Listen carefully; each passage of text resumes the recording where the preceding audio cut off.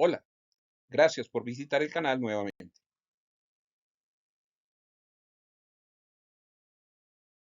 Colombia tiene muchas bebidas, postres, dulces y amasijos tradicionales que representan las costumbres y sabores del país.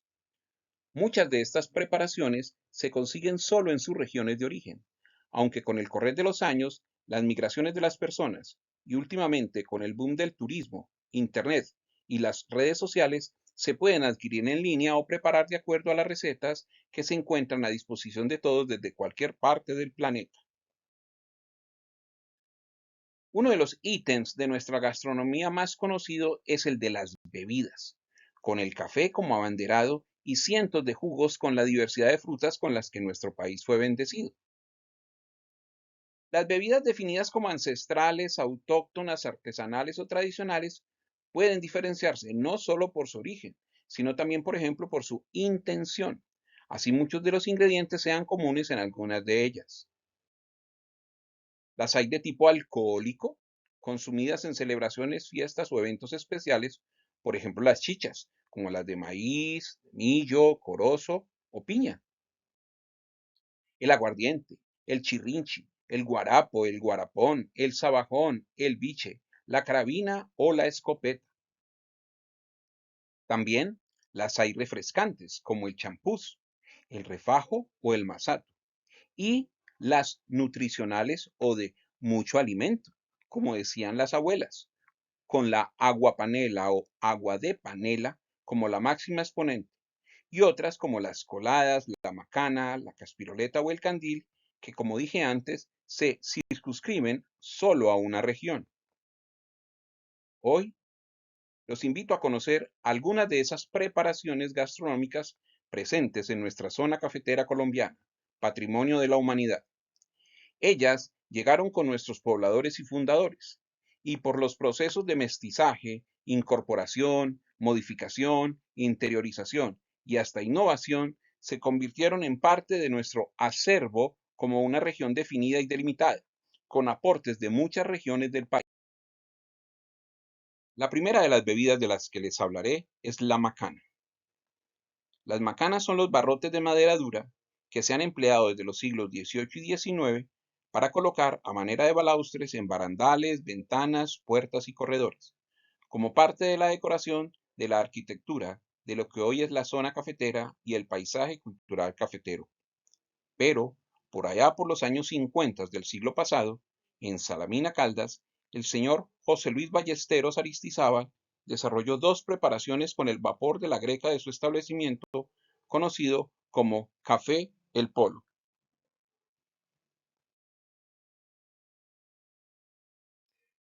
Usando su greca, como se dijo antes, desarrolló dos preparaciones, los huevos al vapor y una bebida a la que llamó macana.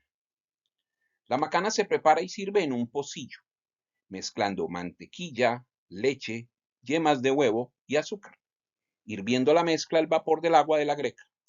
Al final se le agrega canela en polvo y se sirve caliente, acompañado con trozos de galleta de soda. También se puede preparar en casa hirviendo a fuego medio la leche, la mantequilla y, si se quiere, pulverizando las galletas, agregando el azúcar antes de que hierva. En ese momento se incorporan las yemas de huevo y se revuelve a fuego lento hasta que espese. Se suele consumir al desayuno, a media mañana o en la tarde.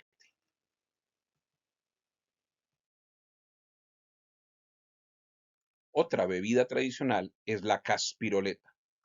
Se trata de una bebida a base de leche caliente, canela en ramitas, una o dos pastillas de chocolate, clavos, huevo, azúcar y un poco de alguna bebida alcohólica que generalmente en la región es el aguardiente. En algunos recetarios aparece con vino o ron, no obstante se puede preparar sin ningún tipo de licor. Se consume generalmente en las noches frías a la hora de la merienda, antes de dormir. También, como complemento nutricional, pues es una bebida hipercalórica y por eso es indicada para personas que tienen bajo peso y necesitan ganarlo o tienen debilidad física. También para atender los síntomas de la gripe. En una olla se vierte la leche, la canela en ramitas, los clavos y el azúcar. a fuego medio, pero que no hierva. Mientras tanto, y en un recipiente aparte, se mezclan los huevos, la vainilla y el licor. Se bate muy bien para que ingrese aire a la mezcla. Por último, se sube la temperatura del fogón donde se tiene la leche hasta que suelte el hervor. Cuando esto suceda, se apaga e incorpora muy lentamente la mezcla de huevo, mientras se revuelve con una cuchara de palo. No dejar de revolver, así no se formarán grumos. Se sirve de inmediato y se decora con canela en polvo. Ahora hablemos de nuestra forcha, una especie de cerveza preparada de forma muy particular. Es blanca, espumosa y de sabores dulces. Sus ingredientes principales son la harina de trigo y el agua de panela. Recuerde, esta última se prepara hirviendo en agua un bloque de panela, piloncillo o panocha como lo llaman en México, papelón en Venezuela, chancaca en Bolivia, Chile y Perú. Se dice que esta bebida, que por su consistencia fluida en forma de espuma, más bien parece un postre, tuvo sus orígenes en Alemania, mientras se formulaban las recetas de algunos estilos de cerveza. Allí, quienes cocinaban con maltas de cebada también hicieron experimentos con harina de trigo y hubo quienes migraron al Nuevo Mundo, estableciéndose en lo que hoy es Colombia. Entonces, la forcha colombiana es una bebida que surgió como variación de la cerveza y que se adaptó a los ingredientes americanos como la caña de azúcar.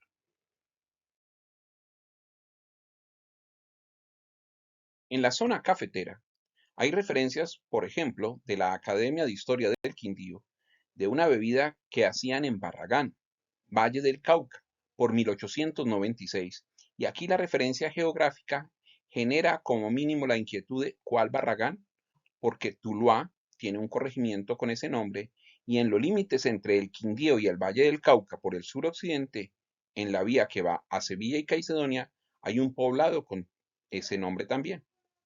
Allí entonces hacían un lúpulo de trigo y cebada cernida con bastante agua, con lo que producían una colada de color azafrán a la que le echaban panela y azúcar, su sabor era fuerte y algo amargo.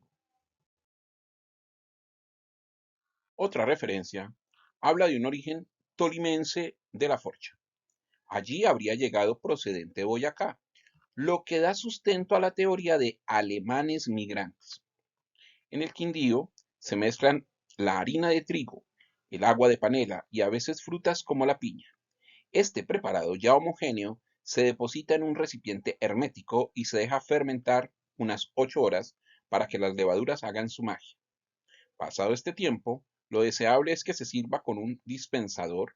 Se dejará notar una bebida más bien aireada, completamente blanca y de sabores dulces y ácidos.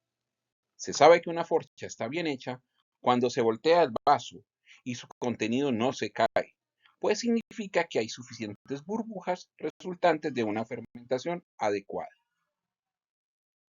Ahora hablemos de nuestros amasijos. Los amasijos son aquellas preparaciones a base de harina de maíz, fécula o almidón, a las que se les añade mantequilla o margarina, leche, huevo, sal y o azúcar, queso o cuajada. Estos ingredientes se someten a un proceso de amasado, acción que se realiza manualmente, para formar una masa compacta que se lleva al horno, se frita o se asa para complementar su punto de cocción. No obstante, aunque cada región se caracteriza por preparar un amasijo representativo, los ingredientes que los acompañan también hacen la diferencia. Entre los más comunes y utilizados encontramos el bocadillo, el arequipe, la miel, los quesos de todos los tipos o el jamón, entre otros dulces y salados.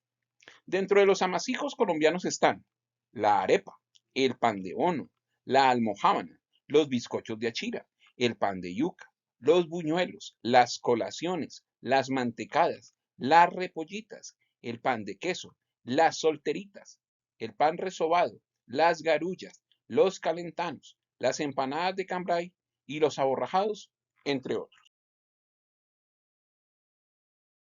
Existen varias teorías que explican el origen de estos productos de tradición e identidad colombiana. Una de ellas menciona que vienen desde nuestras raíces indígenas, pues fueron ellos los pioneros en descubrir el maíz y derivar de este diferentes comidas y mezclas para alimentar a sus familias y pueblos. Hay otra teoría que cobra más fuerza y consiste en que todo fue por medio de los españoles, quienes, cuando llegaron a América, vieron la necesidad de consumir alimentos autóctonos de su país a base de trigo. Ellos se encargaron de traerlo a estas tierras con el fin de sembrarlo y cultivarlo para hacer productos como el pan. Por último, se cree que este tipo de masas surgieron del trabajo de comunidades religiosas, es decir, de las monjas, que se dedicaban a enseñarle a sus aprendices, con esfuerzo y dedicación, la preparación de estos amasijos.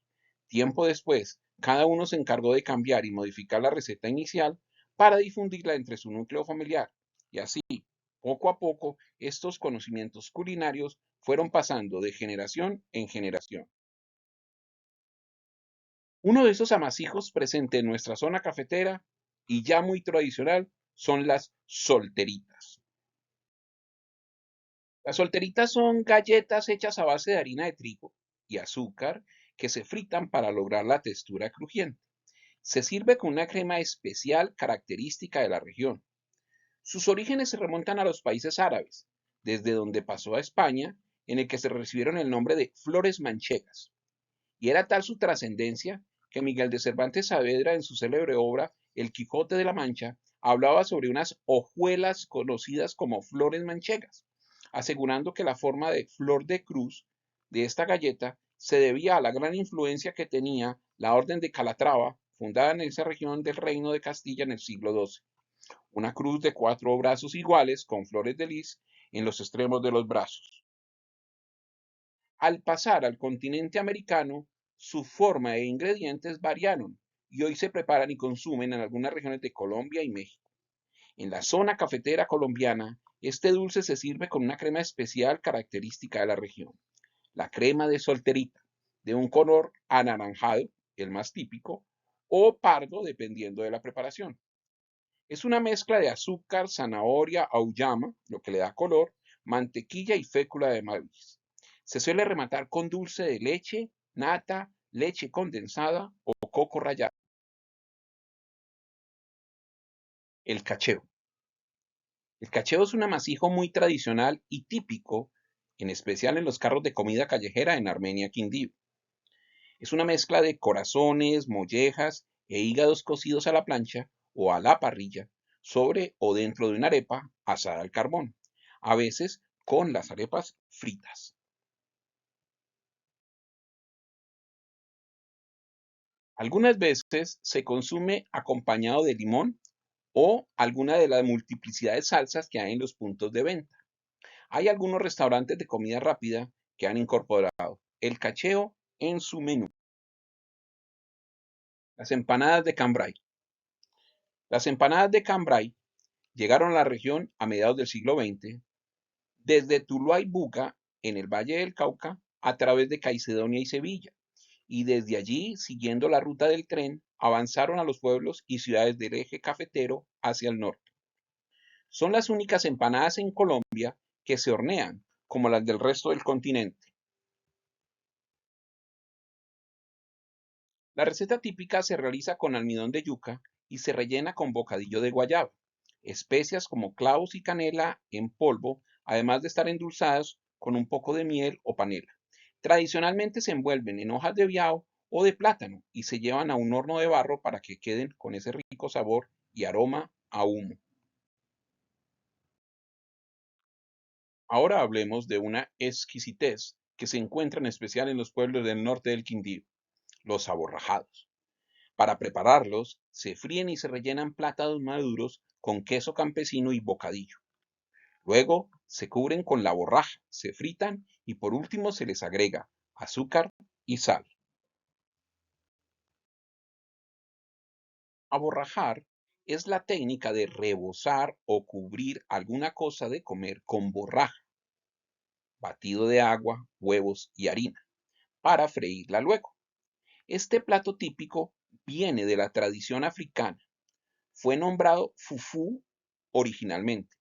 Surgió en Huapi, Cauca, con sazón de las esclavas encargadas de la cocina en el siglo XIX, el cual después, al llegar al Valle del Cauca, se le agregó la harina de trigo y el huevo. La cultura de reciclar los alimentos no consumidos está muy arraigada en nuestra idiosincrasia. Los calentados con las sobras de las comidas, las empanadas con rellenos de lechona u otras carnes, etc., son muy comunes. Esto aplica también con los productos de panadería. En la región cafetera es muy común hacer una masa usando los recortes de pan remojados en leche, agregándoles azúcar, sal, esencia de vainilla, polvo para hornear y bocadillo de guayaba para luego llevarlo al horno y hacer una torta. En la receta original se sumerge después de la cocción durante al menos una hora en un baño de almíbar de agua, ron y miel en proporción secreta, según cada panadero, y de allí su nombre de borrachos o cuajadas. El pay de piña. El pay de piña era un postre muy popular en panaderías y en el inventario de los parveros, que eran unos vendedores ambulantes que recorrían las fincas y pueblos cafeteros con grandes canastos con parva, como llamamos a los productos de panadería y hojaldre, generalmente de tamaño pequeño, que se utilizan como refrigerio y son tanto de sabor dulce como de sabor salado. Hoy, desafortunadamente, hay muy pocos parveros. El pay de piña es un postre delicioso debido a su equilibrio de sabores agridulces. Para prepararlo, se mezcla harina con mantequilla ayudándose de una raspa o tenedor. Cuando se tiene una consistencia como de arena, se añaden la sal, el polvo de hornear y las yemas diluidas en media taza de agua hasta obtener una masa suave, sin amasar. Se extiende con la ayuda de un rodillo sobre una mesa con harina hasta dejarla de 1 centímetro aproximadamente. En ese momento, en una cacerola con azúcar a fuego medio, se agrega la piña, dulce, madura y sin cáscara, cortada en trozos pequeños hasta que se consuma todo el líquido. Se añade canela en polvo y se deja enfriar. Se cubre un molde de la pasta y luego el relleno de piña. Se corta la pasta sobrante y se extiende nuevamente para cubrir el relleno utilizando huevo batido para unir ambas capas. Se barniza con huevo batido y hornea a 220 grados centígrados durante unos 20 minutos o hasta que la cubierta se encuentre dorada. Se acostumbra a servir fría acompañada de leche. De nuestra cultura del maíz, en la región son muy comunes los envueltos y los subidos. Los primeros son dulces y los segundos un poco salados. Son una masa producto de la mezcla de harina de maíz tierno, desgranado y molido, huevo, azúcar o sal, margarina derretida y queso rallado. Se envuelven en las hojas de las mazorcas del maíz que se desgranaron. Su consistencia debe ser suave. Se le agrega bocadillo o dulce de guayaba e incluso se saboriza con licores aromáticos, leche o vainilla. Para que el relleno quede completamente cerrado y evitar que se derrame, se atan los extremos con un hilo o se doblan las puntas de las hojas hacia atrás. Se llevan a una olla con agua caliente para cocinar los envueltos al vapor durante una hora cubiertos. Se pueden servir con queso rallado por encima para disfrutar entre comidas. También son ideales para un rico desayuno con huevos o como acompañamiento para carnes y chorizo. Y volvemos a Salamina Caldas. ¿Recuerdan a don José Luis Ballesteros y su café del Polo? Pues en su café la tradición incorporada y ya replicada en restaurantes y cafeterías, aparte de la macana, como dijimos antes, están los huevos, pero no revueltos ni fritos ni en perico, sino preparados y servidos en un pocillo, cocinados al vapor de la greca, con sal, mantequilla y jamón o queso según el gusto. Deben quedar esponjosos y suaves y se acompañan de pan o arepa. Gracias por ver el video. Por favor, denle un me gusta, compártalo, suscríbase al canal y hasta una nueva oportunidad.